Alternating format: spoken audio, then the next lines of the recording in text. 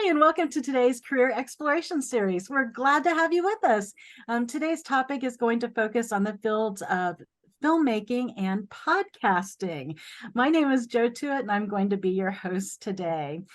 We have an expert panel that's absolutely incredible with us today, and they're going to share with you information about their college pathways, their careers, up-and-coming opportunities within the fields, and so much more. Plus, one of my favorite things about this program is that you get to ask questions of the experts. So get those questions ready.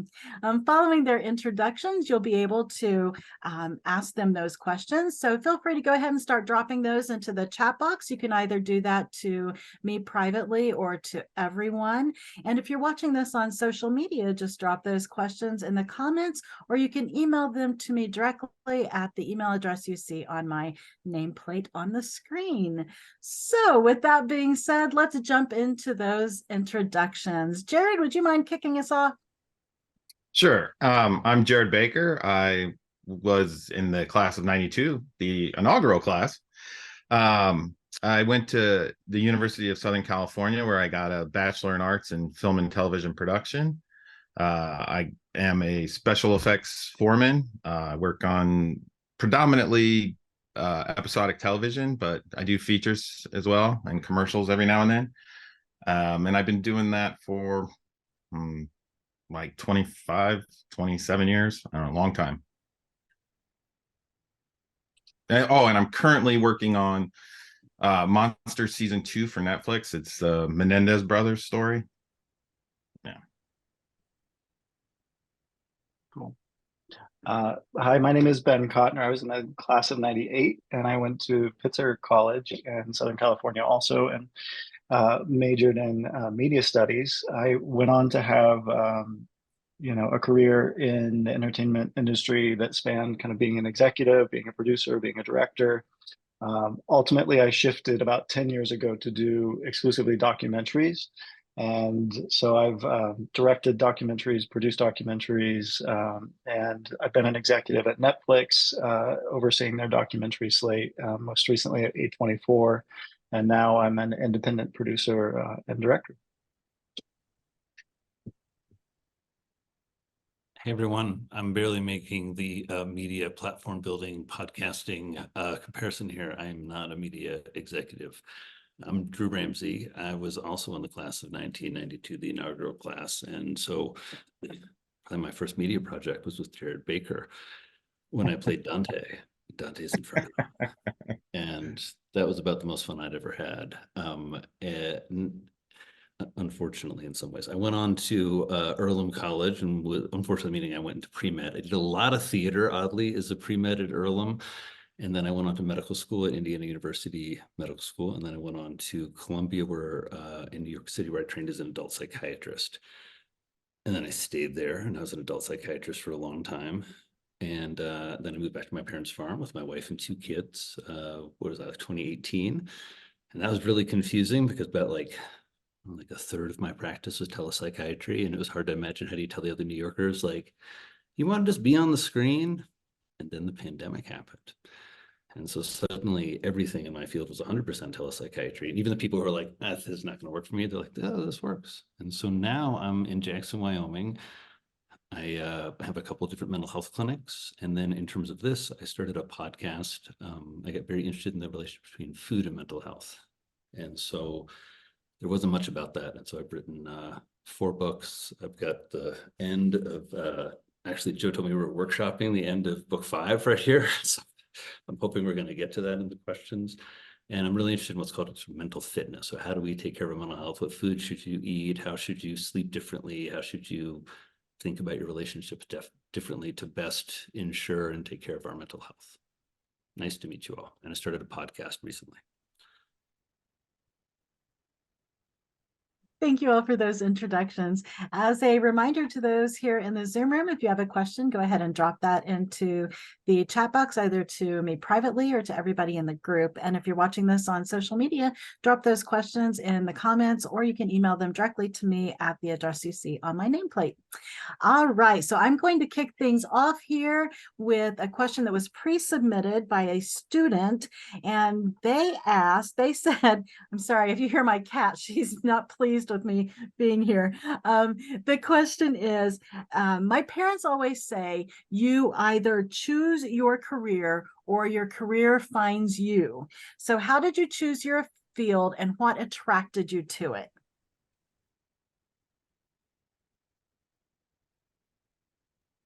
And anybody's welcome to jump in on that one.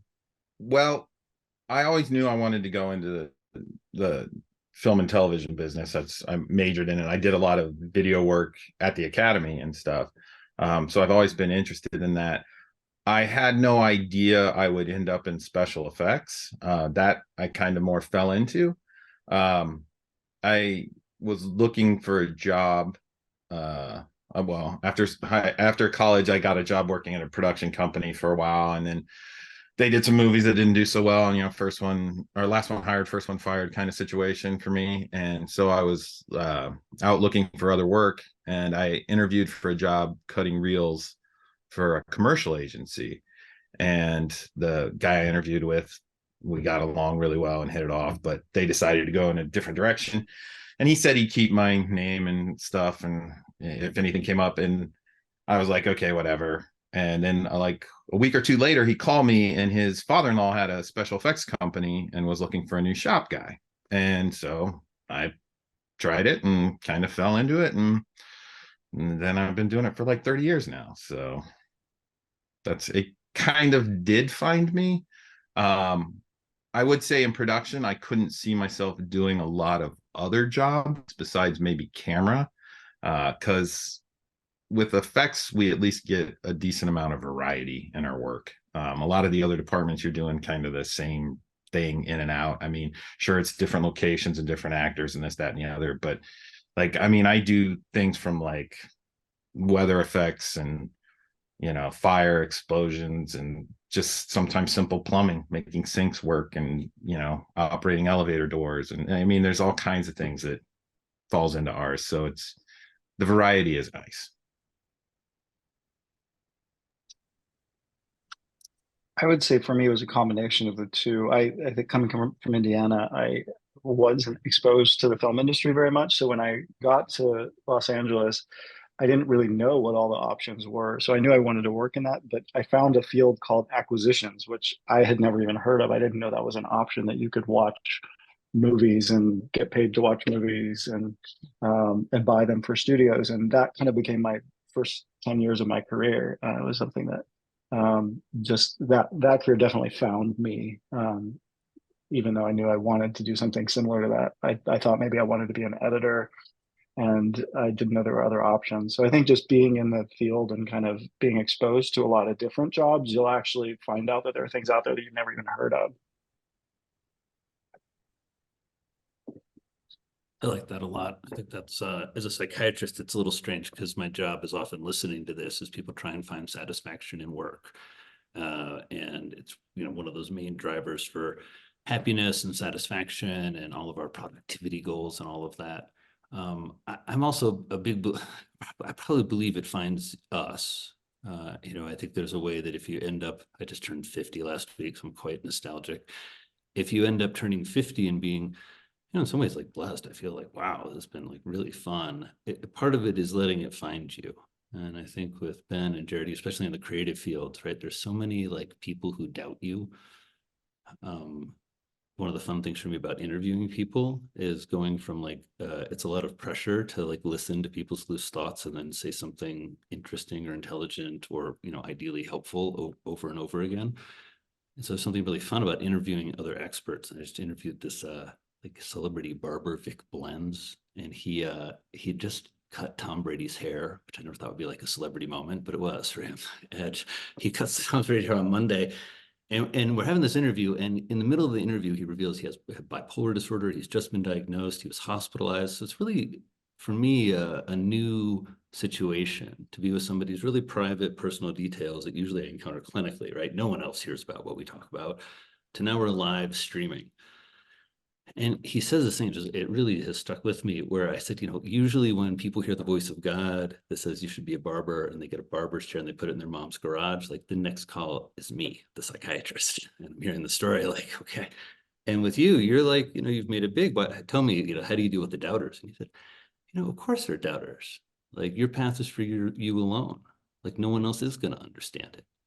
And it's really stuck with me. I mean, in some ways, it's a thought a lot of people have said, but yeah, it's very much stuck with me. I think it finds you, and I think you, by keeping your senses sharp, and keeping yourself kind of true to what lights you up, it's not as hard to find. It's not about like passion. It's about like knowing. Thank you guys so much.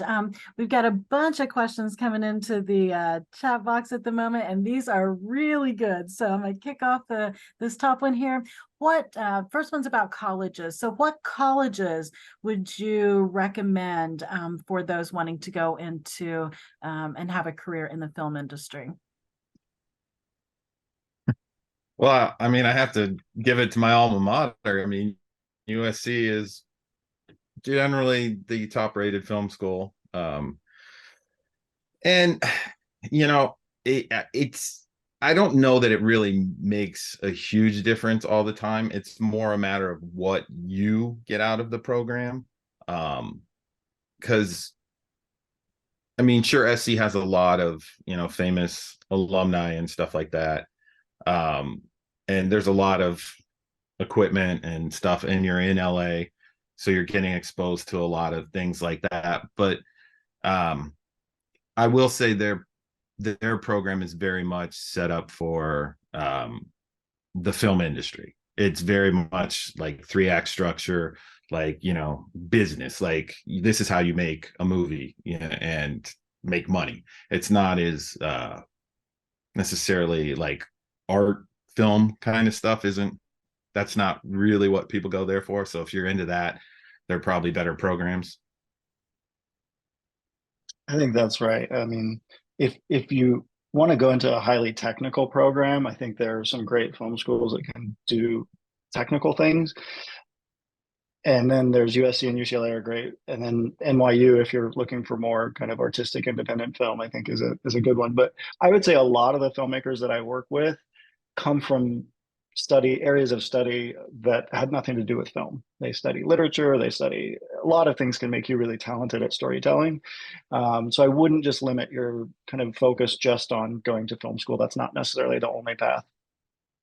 Oh, I think that's a very good point. And I think now, especially when you have so much technology, like when I was in it, like you had video cameras and stuff, but I mean, it wasn't like you had a phone in your pocket that actually can shoot high def. I mean, I was actually one of the classes that still shot film, and we edited on moviolas, which are these antique machines that are like, when I tell people I did that, then they're like, wow, you are old.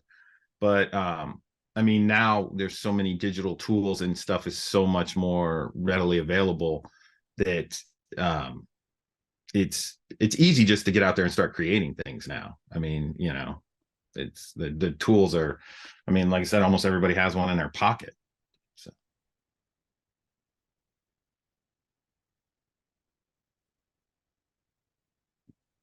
Sorry about that. agree. I thought I was Me too. unmuted. Boy, I went to the best college I could, Earlham College, which was very nice.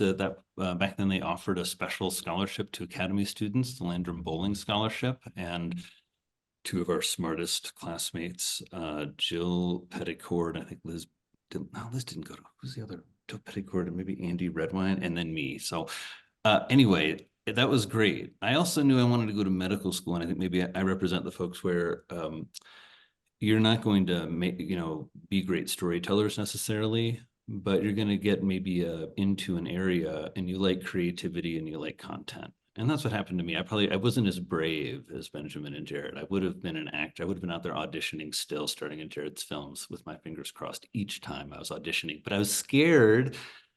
I was just too anxious and too neurotic to make it. So I really enjoyed in some ways being a psychiatrist, which is not a field where a lot of people wanted to kind of get on social media. And so I became in some ways a moderate sized fish in a very, very small pond. I think a lot of what they learn, everybody needs to know in terms of storytelling. And just, what everybody can start a podcast, get on TikTok, right? But probably there is some rhyme and reason to the algorithm that if what you say is helpful, consistent, articulate, nuanced, doing more than just being sensationalistic, will you go viral? I don't know. Will you begin to build an audience that cares about what you say? Yeah. It's funny, everyone's all worried about getting on social as a doctor. Like everyone's gonna flame you. I mean, I should knock on wood, but so far it's been mostly a really positive and supportive experience for me. When you are a physician and you work one-on-one with people and you wake up and see a DM from somebody saying, oh, I saw this, or I bought your book, or I'm eating this now, or has a little story about how you impacted their life. It's very powerful and meaningful. And so I think wherever you go to school, as both of the more media focused folks say, getting those technical skills I do think is important around storytelling. And then if you're going to be in other fields, everybody can contribute. I was early in social media, but it's been super exciting for me to see all of these much cooler, more creative, younger, savvier docs now who are putting a lot of really good information out there. It's not just some rando influencer like the Liver King. Yeah, you can go and follow a board certified physician and any field, and they're going to tell you probably evidence-based information. And so that's been very cool to watch that change and everybody kind of, get a little interested. So that's a long-winded answer. Sorry, I know we need to be short. You're absolutely fine. You're absolutely fine. Yeah, the other guys know content better. They're like, be witty, 4 lines. And they're like, we have another question from here in the Zoom room.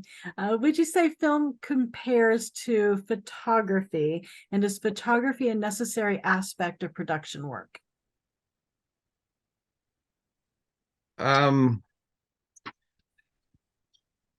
Well, the film and photography are very different in the respect that you're capturing a single instant with photography, whereas in film you're telling a story.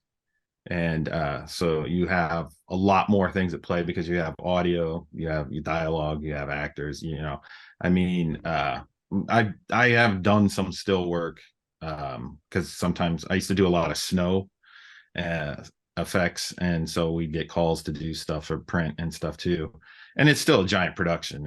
It's a lot more work than what just pulling out your camera and taking a picture. But I mean, obviously, if you go into the camera department, then you have to understand principles of photography and negative space lighting and et cetera.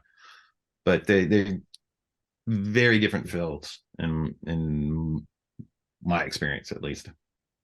Yeah, and very different industries and economics of the process and everything like that, I think. But I think for filmmaking, having photography is a really useful tool to have in your tool belt. Some filmmakers are better at script and dialogue and writing, and some are better at the visuals, and the best are good at all of those. So I think if you have that experience and training, it's going to make you even better. Yeah, for sure. I mean, you work primarily in documentaries, which is very different than the world I work in. And I actually looked up your IMDb and I've watched many of the films. I mean, Wild Wild Country was one of my favorites. Yeah, that's great photography there. Yeah. And so, I mean, and with that, with the documentary stuff, you will run into more photography because you'll pull out print, and newspaper articles and things like that. So, I mean, it definitely, and then it becomes the post process with all the editing and, Yeah, I think, a very different process between scripted films and documentaries. Documentaries are kind of, can be very mixed media. So they have some archives, some verite footage, some interview footage. So yeah, it's interesting to see the differences in the process. But and a lot of documentary filmmakers come with backgrounds of still photography too. It's capturing the Right. world that exists in front of you. So there are some parallels there. I have no idea. Hang out with smart, creative people. And my maybe smart's not the right word. Hang out with creative people that stir something in you and that you like their images and you've got a phone. Because I think if you're going to be making content, one, you definitely have to outsource that to professionals. I have a good friend, Ian McSpadden, I grew up with. The guy's known me my whole life, and thank gosh, Ian became a commercial photographer and he liked to hang out with me. So I got a lot of pretty pictures where Ian's like taking, it's great because it helps. It sort of up levels the quality of your content. And then over time, professionals like this teach you. Like when we started the podcast, I recorded the first few episodes like this until we got a production team to help us. And they said, okay, order these things. And now I'm like, whoa, check this out. Who's looking like a movie?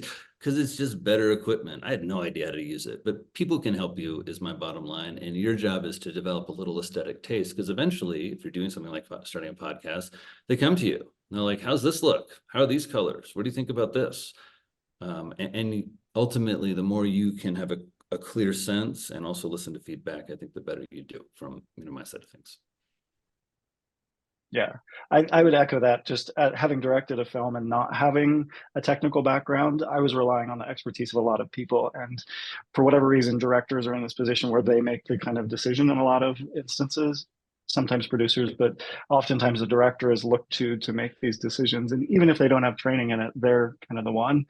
But so I think that if you're going to be a director, having that ability to work really well with talented people is incredibly important, because you have to kind of nurture their talent and be a good collaborator for them. Well, that the collaborator is the exact word there, because filmmaking is very much a collaborative process. I mean, especially when you get it, like I'm a union local 44 IATSE member, and so I work primarily in union jobs and stuff. And with that, everybody's job is like their job, and they do very specific. I mean, hair is a different union than makeup. So like it gets really, there's so many locals. I mean, we're in contract negotiations, and I think there's like 13 locals that deal with in just the LA area. Ours is broken up more than anywhere else because we do more filming here. But it's yeah, everybody has their job. And I think the focus with the director is to be able to get express their vision and what they're going for. That's the effective thing. And then you don't have to know everything, because you're going to have your DP who is an expert with camera and stuff like that, and you're going to have your gaffer who's an expert with lighting. And so it's just to be able to help them see your vision so that they can help you create it. So it's not all based off of, you don't have to do everything. I mean, if you're making small independent movies, you may have to do everything or a lot more of it. But yeah, it's really hard to make a film or a show by yourself. I mean, because you're going to probably need at least one other actor to make it interesting.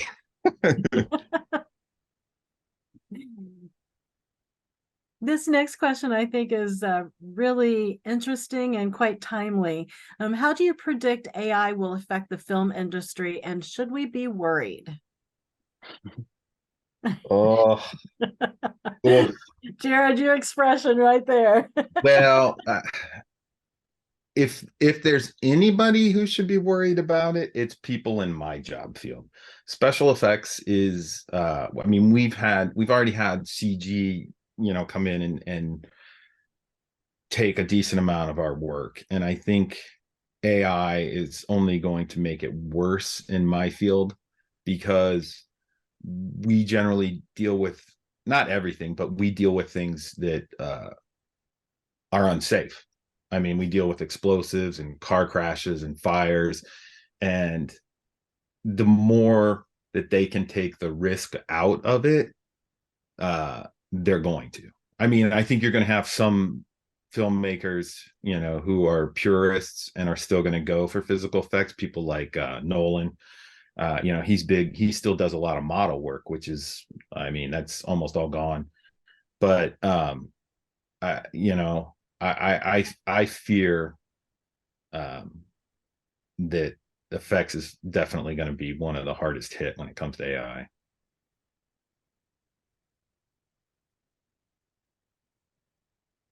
Yeah, I agree with everything Jared said. I think there are going to be some benefits and some drawbacks, and it kind of depends on who you're asking about. I think for some independent filmmakers who can't afford to do big practical effects, like having those tools will help them tell stories in ways that they probably couldn't before. So there probably will be some benefits.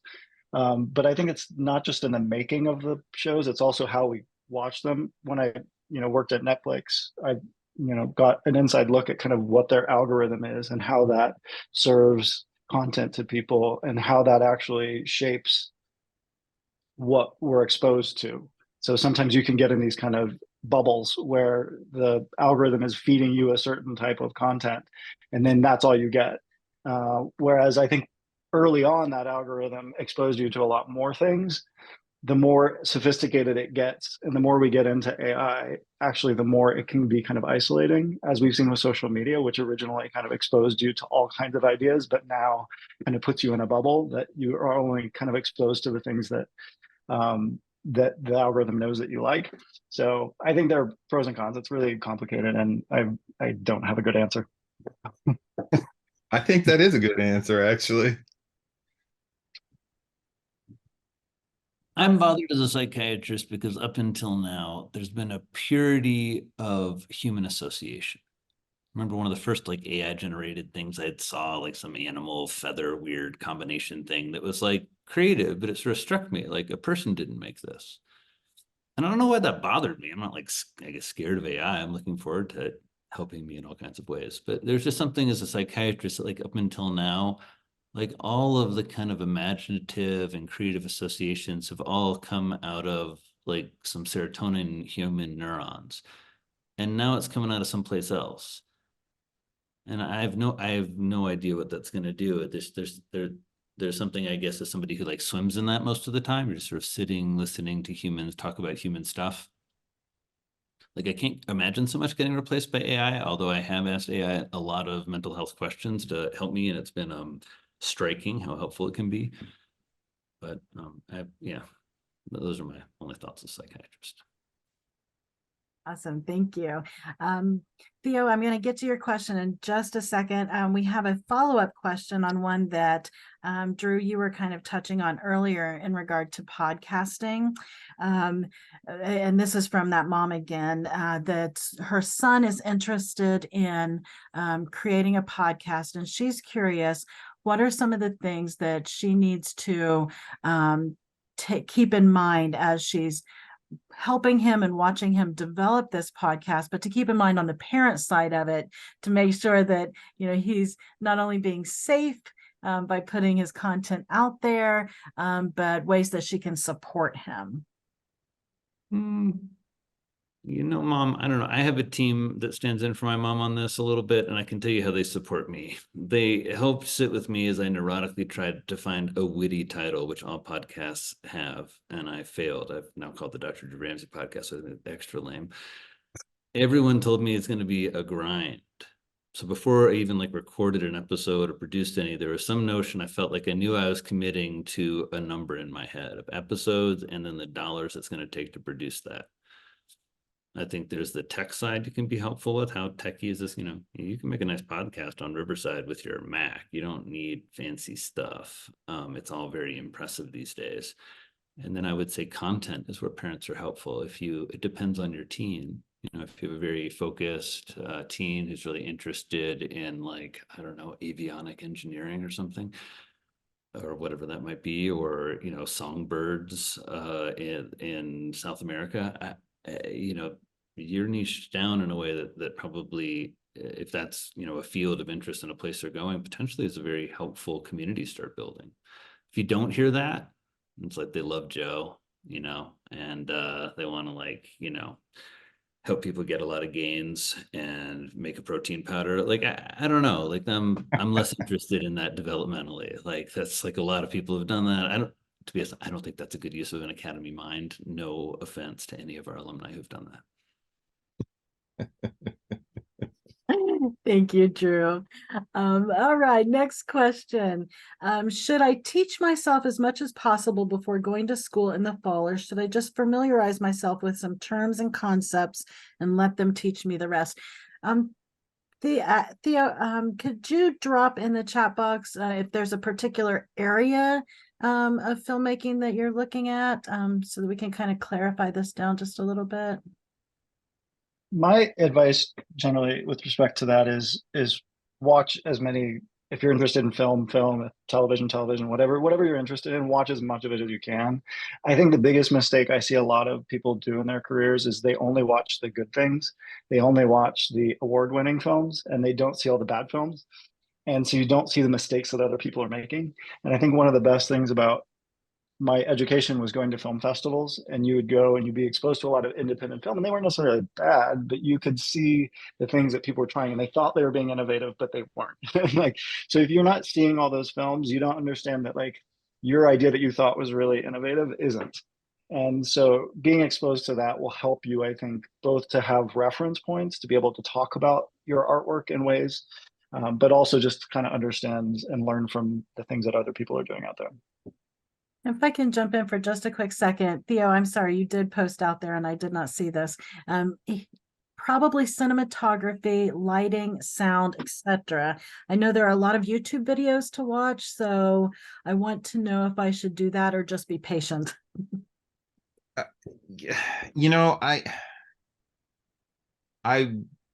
don't know how much I would take into like watching YouTube videos.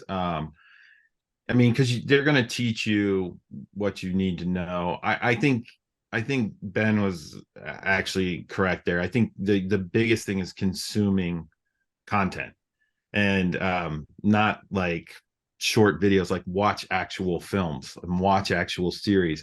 And if you want to see like bad editing, watch shows from like the late 80s, you know, like Knight Rider and stuff, because you'll see like all these things that like they did back then that were terrible, like cutting across the line and like cutting away to shots that make no sense whatsoever. But you know, I think you're going to school to get that education, so it's not bad to get more information. It's just you may come across contradictory things. I mean, you know, anybody can say they're an expert online, but they may not really know what they're talking about. And so yeah, I would just kind of wait and get into your program and see where you know where you want to go from there. It's not bad to like maybe learn some equipment and things like that. I mean, that'll give you a leg up. And I mean, you could, sure, there's books on like lighting design and things like that if you want to get into it, but I mean, that's what you're going to school for, right? Yeah. I'd also say people sometimes forget the value of being a mentee. Some of the most special people in my career are the people who value me because I've taught them something. And it's a really wonderful relationship. And so sometimes I see where people have taught themselves so much that they have a little hard time with the professors because, you know, they're not there to learn what the professor has to teach because they've already learned it. I'm not saying that's you, but it just, you know, yeah, as these guys said, you're paying tuition for a reason. And also it's your last summer. So I'm just gonna say, as a psychiatrist, one of the big mistakes I see people making in their teens is they forget the 20s and all of the angst of the 20s in your professional career are coming very soon, very soon. And they're great growth forming years, but like the teen summer, I mean, senior summer, it's like something that's like Europe. It's like, I don't know, YouTube videos on lighting. That's not my favorite choice, just to be honest. Mountains to hike. I'm looking at a mountain. Like you should go hike this mountain. Then that would be better use of your time. I love your perspective. Absolutely love it. All right, next question. How important is networking in the film industry, and what strategies do you use to build and maintain personal connections, or excuse me, professional connections?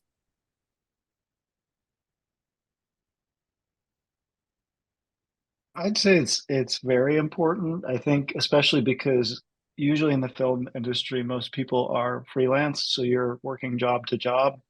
You're not getting hired and then 20 years later retiring. It's very much you're looking for a new job every 3, 6, 9 months. Um, so having a network of relationships of people that work in the industry, both on the hiring side and colleagues that do similar work, is really important. I would say to maintain it, I think just really making an effort to maintain friendships and relationships, going to things like film festivals where you're going to run into people and see them on a regular basis, have been helpful for me at least. But can you share, how do you keep those kind of, your network got real big, it sounds like. And so there's a lot of people from, folks who are going to make huge influential decisions to folks who, you just had fun working with on a film 5 years ago, maybe had a good vibe with. How do you kind of organize staying in touch and keeping those relationships active where you're not in that position that we're often in, where it's like, oh, hey, I thought of you because I need something for myself from you. And so how you do it, which, happens as you get a big network. Yeah, I'm just wondering what you two do. Well, I actually, I don't work for that many people. I have a few different coordinators that I work for. So and they're friends of mine. I've most of them I've known for 10 or 20 years. And so it's really they're the ones that get the job and then get me a job. So, but it's tricky because and by not working for as many people, I've kind of limited myself because if they don't have work, then it's I could be out of work. But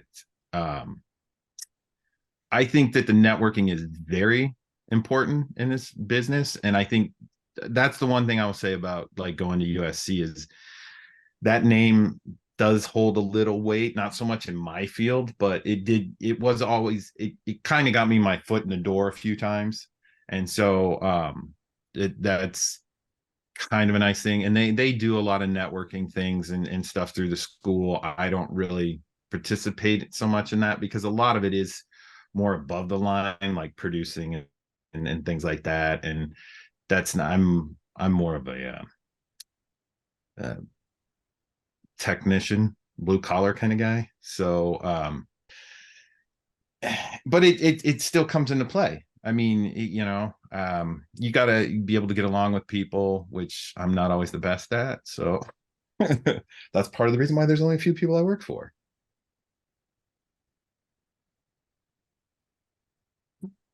Yeah, I think Now, with respect to just like maintaining and staying in touch with people, I think there are, thousands of agents out there that I don't have time to talk to them on a regular basis. So instead of like me calling them up out of the blue and asking for something, I try to make sure that like I'm keeping them in mind when like I find a new filmmaker that I think they should know about. Like I'll try to like do something that might be good for them so that you're kind of, it's a two-way street. And then when you do ask for something, it's not really uncomfortable. Kind of building up some relational capital, yeah, currency. and also showing that you know how to help, which I think is a really yeah.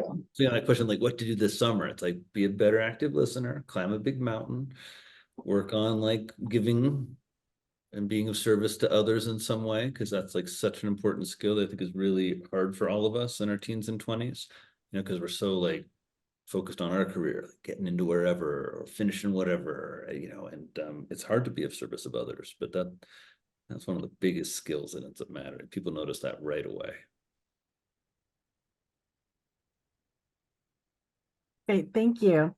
Let's see, this will be our last question before we actually, I'm sorry, we have 2 questions coming up. I don't want to skip anybody's here in the room. All right, so this question, what future trends or developments do you anticipate in the film industry, and how do you foresee these changes impacting job roles and responsibilities? Ooh, good question. That is a good question. Well, I can say, well, let's start with what happened last year. With the strikes, I think that's going to affect the industry in some very negative ways, because well, and then the whole streaming thing and everything, and a lot of these businesses are having a hard time now making this financially feasible. So I think what you're going to see actually in it is less content being made. I think as far as like scripted television and features, like big features, I think the studios are going to cut back more and more on that. And I think, though, I think Ben, you might be in a good place because I think they'll be looking for other content, and I think they'll be looking for more documentaries and true crime things, stuff like that, because they're doing well. Right now, actually, biggest things that you're seeing is a war on live sports, and that's what all the streaming are trying. That's what they're spending their money on is getting rights to live sports.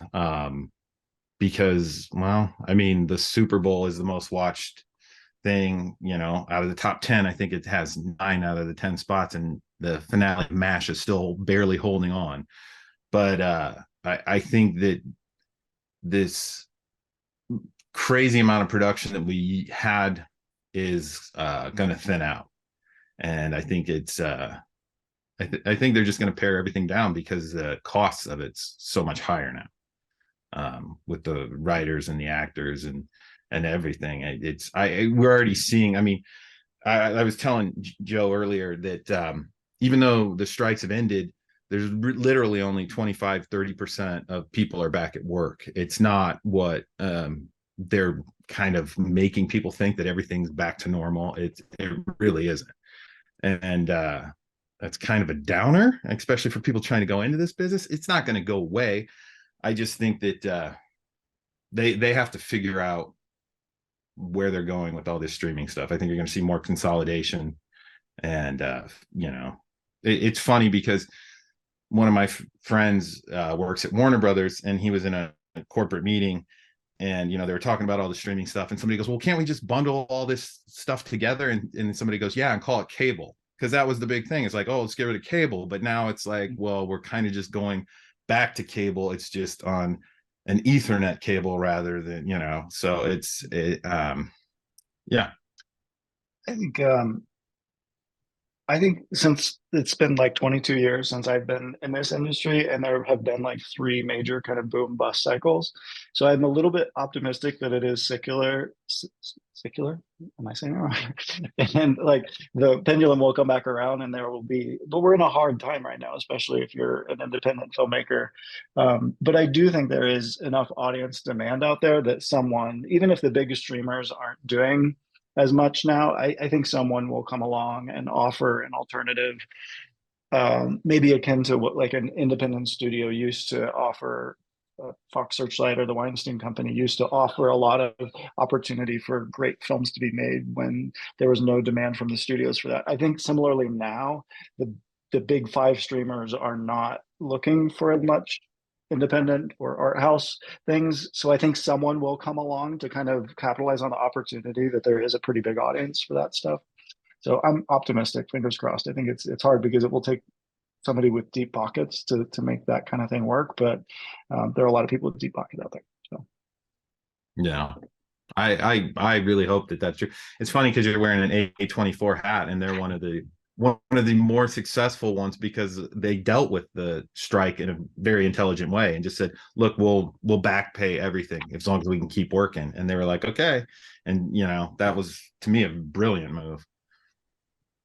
I don't know much about this other than suddenly people like me, doctors and lawyers and tuna fishermen and all kinds of different people have a little role in media. And I think it's where the networking matters a lot. I'm always pitching. I'm sure I'll be pitching to Ben here in like 5 minutes after this call. Hey, man, which is maybe a little annoying, but it's about people are curious about your field. And the more that you can stay curious and stay interesting. And also, I think one thing that's probably separated my career a little bit from other people interested in media is maintaining those relationships and giving people kind of content and kind of just being tenacious, because there's a staying power in knowing people. And so, but I think that's a fun twist. It felt like something when I started, like, I don't know how you break into this.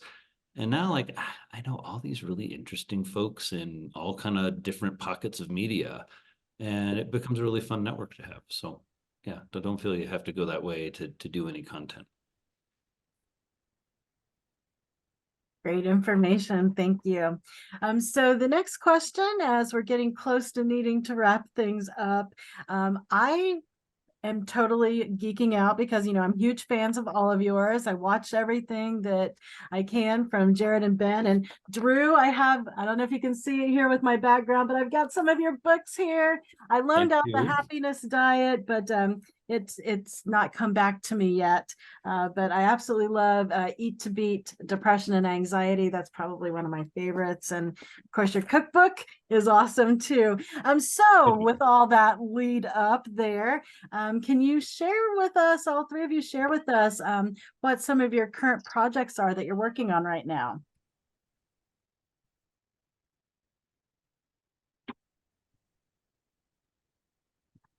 Well, like I said, you can't like tell us it's all proprietary, secret Netflix information. It's like, you'll see next season. well, like I said at the beginning, I'm currently working on Monsters season 2, which is the Menendez brothers story, and then I'm slated to start another show when this ends. It's a new show for ABC called Dr. Odyssey. It's about a surgeon on a cruise ship.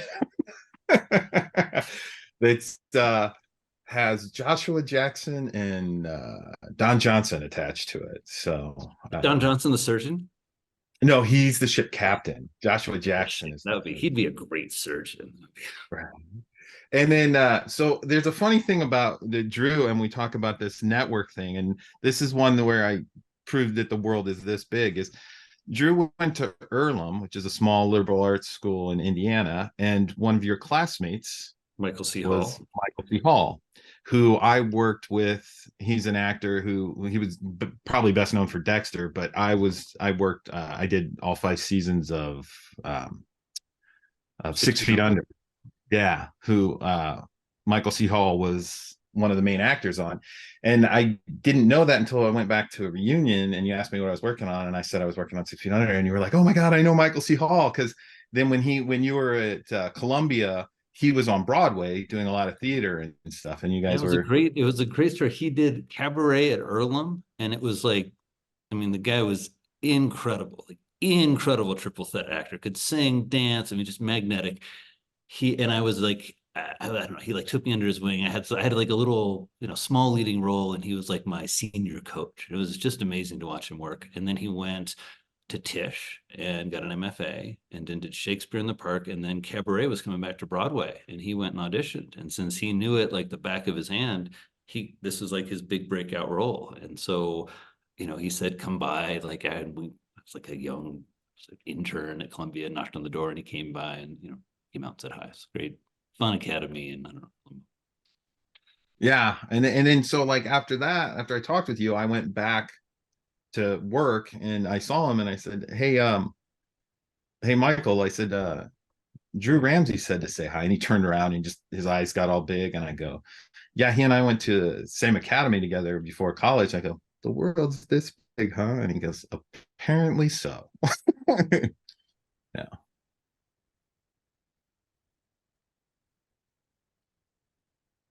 I can tell you guys what I'm doing quickly. I think let's see. I started a clinic out here in Jackson, Wyoming, because I'm trying to understand psychedelic medicine and what it's going to do for my field. I can't decide whether mycopollen has destroyed mental health or not. Sometimes it feels that way, given the sort of cost and accessibility and kind of just, I would say, science issues still going on. And I think probably one of the things I learned at the academy is I learn best by kind of doing and seeing as much as I don't know, just so like yesterday I co-led a men's group, 4 men journeying on psychedelic ketamine together, which I never thought I'd do that. So that's probably, one big project. Being in a new town. Jackson is a very peculiar town. It's the wealthiest county in America. Also, 1 in 2 adults report severe alcohol use disorder, and it has one of the highest suicide rates in the nation. And so most people moved here for the powder and like the mountains. Like I moved here for the mental health epidemic. So so that's like a big project in transition. I've got 2 great kids. So that's probably my biggest project right now, just trying to like stay focused on them. I launched a podcast, which you heard about recently, and then I have a fifth book, Healing the Modern Brain, which started as an e-course. Trying to make great content like these guys. I did okay. Now we're gonna make it a book. I know how to make a book. E-course is a little harder, but it's about this concept of mental fitness. Really trying to think. If I told you, if you said, "Well, I'm not in shape. I got to get healthy."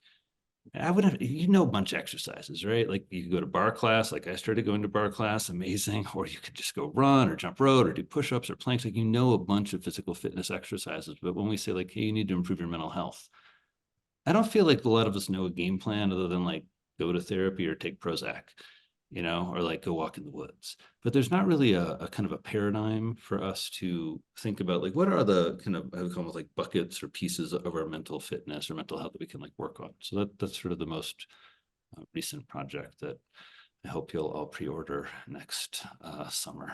Thank you. Can't wait to find out. I think similarly, I just relocated and I'm now in Kirkland, Washington, just outside of Seattle with my 2-year-old and 3-year-old. So that's most of my time is spent just trying to survive. But I'm working on 3 documentaries right now, all feature documentaries. And recently, last month, I had a 2-part film come out on Apple Plus about Steve Martin. So I'd plug that and I encourage you all to watch that. It's a really good documentary about a really amazing comedian. Well, in something not career related for me, I'm working on what I call a children's book for adults. I'm finishing up the artwork and starting to do the layout work. It's called My Dog is an A-hole. And it's a rhyming book, like written like a children's book, but it's about all the things that your dog does that make him an a-hole. So it's a different venue for me. Dude, I don't know how to intake that with the sign right contributions. behind you. I want to be my dog, I am. I mean, it's just sort of, I don't know. It's like a complex moment. I mean, it ends very sweetly. It changes, but in the preface, it basically says that think about how you treat your kids. I'd probably treat my dog better. So, yeah. I'm looking forward to that book. And Drew, I definitely pre-order yours. Well, thank you guys so much. Our time is kind of winding down here. So I do want to toss one last question out there for you all. And that would be if you could share a word of wisdom or a piece of advice with our participants as they're looking into going in to either filmmaking or and to making podcasts. Piece of advice or wisdom? I think for me, in any kind of creative endeavor that you do, whether it be writing or photography or film, you can't wait for somebody to give you permission to do it. You have to do it to be it. To be a filmmaker, you have to make films. And the only thing that's going to kind of do that is your own kind of self motivation and pushing yourself to do it.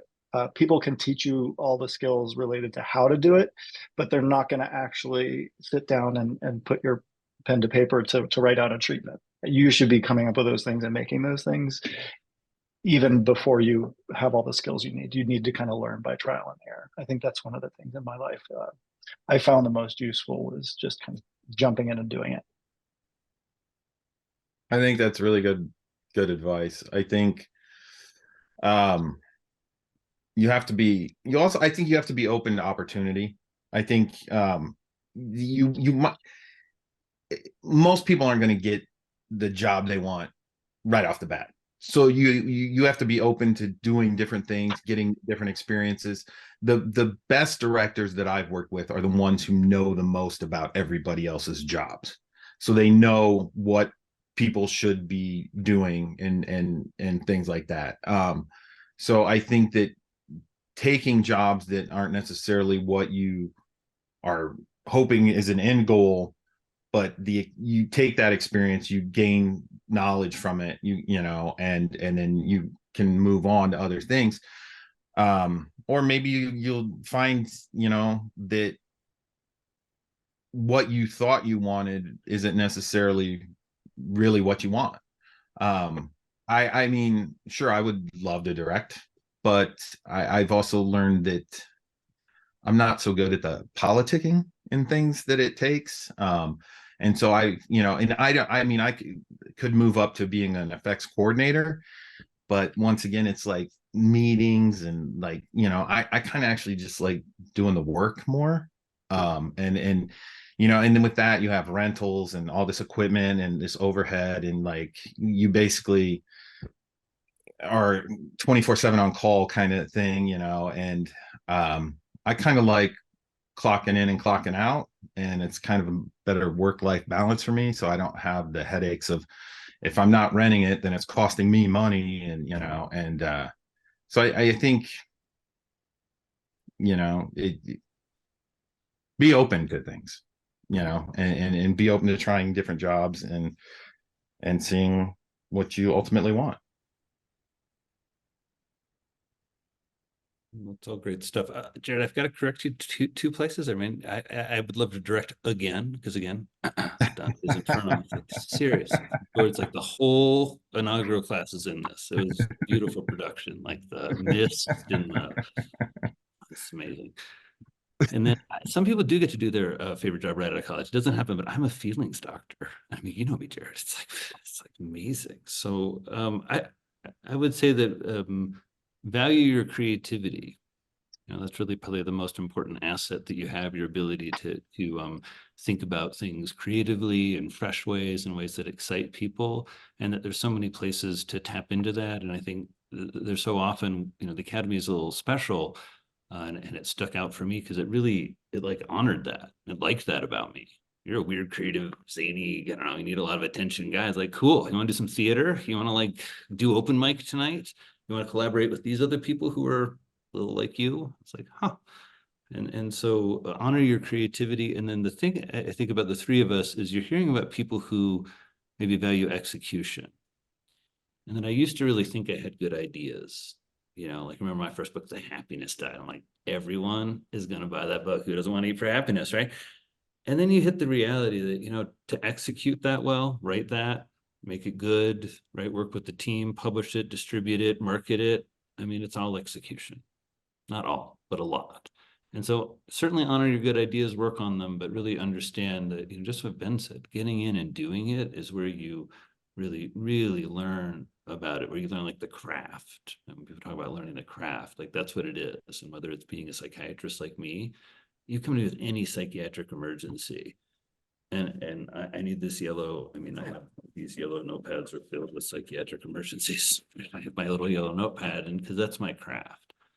And it's probably one of the happiest places for me to know that I can be helpful there. Just like, Ben and Jared have specific crafts, and you learn any craft by like swimming in it.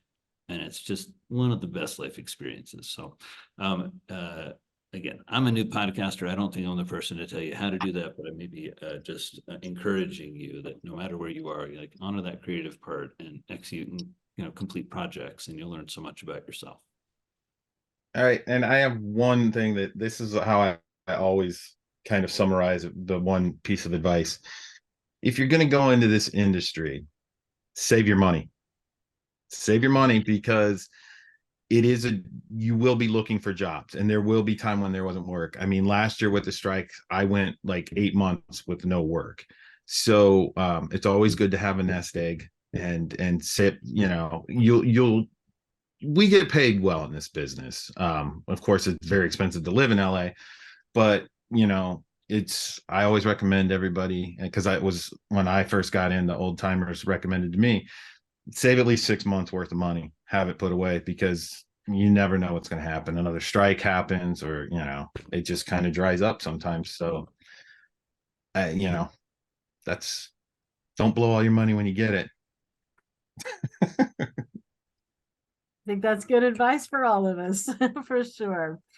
So just to really quickly, I want to make sure that for those watching us on social media, the recording after the fact, that you go out there, check out the work that Jared Baker and Ben Kottner have on IMDb. You're going to see lists of some great programs and projects that they've worked on. So definitely take a look at that. And then please visit Drew Ramsey's website. You will find different courses that you can take. If you click on blog, you'll see his podcasts and some really great programming there. You can also find that on the YouTube channel. And then to plug just a couple more of the Indiana Academy's alums who weren't able to be with us today. Dennis Henley, fantastic work also. You can see him on IMDb. And then both Laura Vanderkam and Andy Redwine have some fantastic podcasts. And Andy also is in the film industry as well. So definitely check all of that out. You can learn so much just by looking at the work that these incredible individuals have accomplished.